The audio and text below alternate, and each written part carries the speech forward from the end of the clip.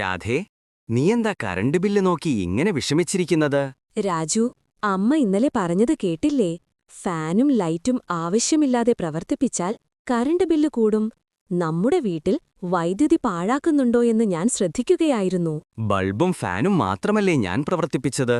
വേറെന്തൊക്കെ ഉപകരണങ്ങളാണ് നമ്മൾ വൈദ്യുതി ഉപയോഗിച്ച് പ്രവർത്തിപ്പിക്കുന്നത്? Tube light, fan, electric kettle, ഇസ്ത്രിപ്പെട്ടി, ഇലക്ട്രിക് അയൺ തുടങ്ങിയവയൊക്കെ വൈദ്യുതി ഉപയോഗിക്കുന്ന ഉപകരണങ്ങളാണല്ലോ.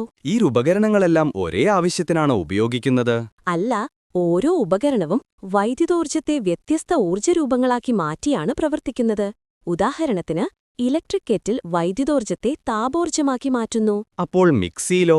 മിക്സി പ്രവർത്തിക്കുമ്പോൾ യാന്ത്രികോർജ്ജം, ശബ്ദോർജ്ജം എന്നിവയുണ്ടാകുന്നുണ്ട്. എന്നാൽ ഒരു ഉപകരണം പ്രയോജനകരമായ ഏത് രൂപത്തിലേക്കാണോ വൈദ്യുതോർജ്ജത്തെ പ്രധാനമായും മാറ്റുന്നത്, അതാണ് അതിലെ വൈദ്യുത പ്രവാഹത്തിന്റെ ഫലമായി കണക്കാക്കുന്നത്. വൈദ്യുത പ്രവാഹത്തിന്റെ താപഫലം, ഹീറ്റിംഗ് ഇഫക്റ്റ്. താപമുണ്ടാക്കുന്ന ഉപകരണങ്ങൾ ഏതൊക്കെയാണ്? Electric iron, electric kettle, electric heater എന്നിവയെല്ലാം വൈദ്യുത താപനോപകരണങ്ങളാണ്. ഇവയിൽ വൈദ്യുതോർജ്ജം പ്രധാനമായും താപോർജ്ജമായി മാറുന്നു. ഒരു ചാലകത്തിലൂടെ വൈദ്യുതി കടന്നുപോകുമ്പോൾ താപമുണ്ടാകുന്നതിനെ എന്താണ് പറയുക? അതിനെ ജൂൾ ഹീറ്റിംഗ് അല്ലെങ്കിൽ ഓമിക് ഹീറ്റിംഗ് എന്ന് പറയുന്നു. താപന ഉപകരണങ്ങളിൽ താപം ഉൽപ്പാദിപ്പിക്കുന്ന ഭാഗം ഏതാണ്? അതിനെ ഹീറ്റിംഗ് എലമെന്റ് അല്ലെങ്കിൽ ഹീറ്റിംഗ് കോയിൽ എന്ന് പറയും. ഇത് സാധാരണയായി നിക്രോം എന്ന ലോഹസങ്കരം ഉപയോഗിച്ചാണ് നിർമ്മിക്കുന്നത്. നിക്രോം ഉപയോഗിക്കാൻ കാരണമെന്താണ്? നിക്രോമിന് 3 പ്രധാന സവിശേഷതകളുണ്ട്. ഉയർന്ന റെസിസ്റ്റിവിറ്റി, ഹൈ റെസിസ്റ്റിവിറ്റി. ഇത് കാരണം ചെറിയ നീളമുള്ള കമ്പിക്ക് പോലും ആവശ്യത്തിന് പ്രതിരോധം ലഭിക്കും. ഉയർന്ന ഓക്സിഡേഷൻ പ്രതിരോധം, ഹൈ ഓക്സിഡേഷൻ റെസിസ്റ്റൻസ്. ഉയർന്ന താപനിലയിൽ ഇത് എളുപ്പത്തിൽ നശിച്ചുപോകില്ല. ചുട്ടുപഴുത്ത അവസ്ഥയിൽ ദീർഘനേരം താപോർജ്ജം നൽകാനുള്ള കഴിവ്. ഹീറ്റിംഗ് കോയിൽ ഇല്ലാത്ത താപനോപകരണങ്ങളുമുണ്ടോ? ഉണ്ട്. ഇൻഡക്ഷൻ കുക്കർ, മൈക്രോവേവ് അവൻ തുടങ്ങിയവ അത്തരത്തിലുള്ള ഉപകരണങ്ങളാണ്. ജൂൾ നിയമം. ഒരു ചാലകത്തിൽ ഉൽപ്പാദിപ്പിക്കുന്ന താപത്തെ സ്വാധീനിക്കുന്ന ഘടകങ്ങളേതൊക്കെയാണ്? പ്രധാനമായും 3 ഘടകങ്ങളാണ്. Current I. കറന്റ് കൂടുമ്പോൾ താപം വർദ്ധിക്കും. പ്രതിരോധം ആർ. പ്രതിരോധം കൂടുമ്പോൾ താപവും വർദ്ധിക്കും. സമയം ടി. കറന്റ് പ്രവഹിക്കുന്ന സമയം കൂടുമ്പോൾ താപം വർദ്ധിക്കും. ഈ ബന്ധം കണ്ടെത്തിയ ശാസ്ത്രജ്ഞനാണ് ജെയിംസ് പ്രെസ്കോട്ട് ജൂൾ, അല്ലേ? അതെ, അദ്ദേഹമാണ് ജൂൾ നിയമം രൂപീകരിച്ചത്. എന്താണ് ജൂൾ നിയമം പറയുന്നത്? വൈദ്യുത പ്രവാഹമുള്ള ഒരു ചാലകത്തിൽ ഉൽപ്പാദിപ്പിക്കുന്ന താപത്തിന്റെ അളവ് എച്ച്, ചാലകത്തിലൂടെയുള്ള കറന്റിന്റെ വർഗത്തിനും I², ചാലകത്തിന്റെ പ്രതിരോധത്തിനും ആർ, വൈദ്യുതി പ്രവഹിക്കുന്ന സമയത്തിനും ടി നേർ അനുപാതത്തിലായിരിക്കും. അപ്പോൾ അതിന്റെ സമവാക്യമെന്താണ്? H=I²RT എന്നതാണ് ജൂൾ നിയമമനുസരിച്ചുള്ള താപത്തിന്റെ അളവ്. ഇതിന്റെ യൂണിറ്റ് ജൂൾ ജെ ആണ്. കറന്റ് ഇരട്ടിയാക്കിയാൽ താപം എത്ര മടങ്ങാകും? I² ആയതുകൊണ്ട് കറന്റ് ഇരട്ടിയാക്കിയാൽ താപം 4 മടങ്ങാകും. കറന്റ് പകുതിയാക്കിയാൽ താപം 4/1 ഐ തന്നിട്ടില്ലെങ്കിൽ താപം കണ്ടെത്താൻ മറ്റ് സമവാക്യങ്ങളുണ്ടോ? ഓം നിയമം ഉപയോഗിച്ച് H=I²RT എന്ന സമവാക്യത്തെ മാറ്റിയെഴുതാം.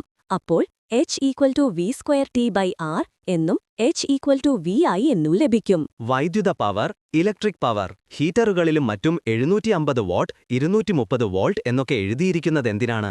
750 വാട്ട് എന്നത് അതിന്റെ വൈദ്യുത പവറിനെ, ഇലക്ട്രിക് പവറിനെ സൂചിപ്പിക്കുന്നു. എന്താണ് ഈ പവർ? ഒരു വൈദ്യുതോപകരണം യൂണിറ്റ് സമയത്തിൽ ചെയ്യുന്ന പ്രവൃത്തിയുടെ അളവാണ് പവർ. പവറിന് എന്തൊക്കെ സമവാക്യങ്ങളുണ്ട്? പവർ P കണ്ടുപിടിക്കാൻ H=I²RT എന്ന സമവാക്യം ഉപയോഗിക്കാം.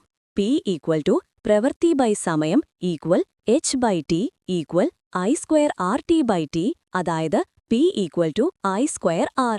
ഓം നിയമം ഉപയോഗിച്ച് P=I²R V²/R VI എന്നീ സമവാക്യങ്ങളും ലഭിക്കും. പവർ അറിഞ്ഞാൽ താപം കണ്ടെത്താൻ എളുപ്പമല്ലേ? അതെ, H=I²RT എന്നതിൽ P=I²R നൽകിയാൽ H=P എന്നും ലഭിക്കുമല്ലോ. ഉപകരണത്തിന്റെ പവർ അറിഞ്ഞാൽ ഒരു നിശ്ചിത സമയത്തിൽ ഉൽപ്പാദിപ്പിച്ച താപം കണ്ടെത്താം. ഉപകരണങ്ങളിൽ രേഖപ്പെടുത്തിയിരിക്കുന്ന വോൾട്ടേജ് മാറിയാൽ പവറും മാറുമോ? വോൾട്ടേജ് സ്ഥിരമായിരിക്കുമ്പോഴാണ് അതിൽ സൂചിപ്പിച്ച പവർ ലഭിക്കുക. വോൾട്ടേജ് കൂടിയാൽ പവർ കൂടുകയും കുറഞ്ഞാൽ പവർ കുറയുകയും ചെയ്യും. ഇത് ഉപകരണത്തിന് കേടുപാടുകളുണ്ടാക്കാൻ സാധ്യതയുണ്ട്. വൈദ്യുതോർജ്ജത്തിന്റെ വ്യാവസായിക യൂണിറ്റ്. നമ്മൾ വീട്ടിൽ ഉപയോഗിക്കുന്ന വൈദ്യുതിയുടെ അളവ് എങ്ങനെയാണ് കണക്കാക്കുന്നത്? വീട്ടിലെ വൈദ്യുതി ഉപഭോഗം അളക്കാൻ ഗൃഹവൈദ്യുത സർക്യൂട്ടിൽ സ്ഥാപിച്ചിട്ടുള്ള ഉപകരണമാണ് വാട്ട് അവർ മീറ്റർ. രാജു, അതിലേത് യൂണിറ്റിലാണ് ഊർജ്ജം അളക്കുന്നത്? അതിൽ അളക്കുന്നത് കിലോവാട്ട് അവർ, കിലോവാട്ട് എന്ന യൂണിറ്റിലാണ്. ഇതാണ് വൈദ്യുതോർജ്ജത്തിന്റെ വ്യാവസായിക യൂണിറ്റ്. ഇതിനെയാണ് നമ്മൾ സാധാരണയായി യൂണിറ്റ് എന്ന് പറയുന്നത്. എന്താണ് 1 കിലോവാട്ട് അവർ അഥവാ 1 യൂണിറ്റ്? 1000 വാട്ട് 1 കിലോ വാട്ട് പവറുള്ള ഒരു ഉപകരണം 1 മണിക്കൂർ കൊണ്ട് ഉപയോഗിക്കുന്ന ഊർജ്ജമാണ് 1 കിലോവാട്ട് അവർ അഥവാ 1 യൂണിറ്റ്. കറന്റ് ബില്ലിലെ യൂണിറ്റ് കുറയ്ക്കുന്നതിലൂടെ നമുക്ക് പണം ലാഭിക്കാൻ കഴിയുമല്ലേ? തീർച്ചയായും. അതുകൊണ്ടാണ് വൈദ്യുതി പാഴാക്കാതെ ഉപയോഗിച്ച് ഊർജ്ജം സംരക്ഷിക്കണമെന്ന് പറയുന്നത്. ഇപ്പോൾ എനിക്ക് വൈദ്യുതോർജ്ജത്തെപ്പറ്റിയും അതെങ്ങനെ സംരക്ഷിക്കണമെന്നും നന്നായി മനസ്സിലായി.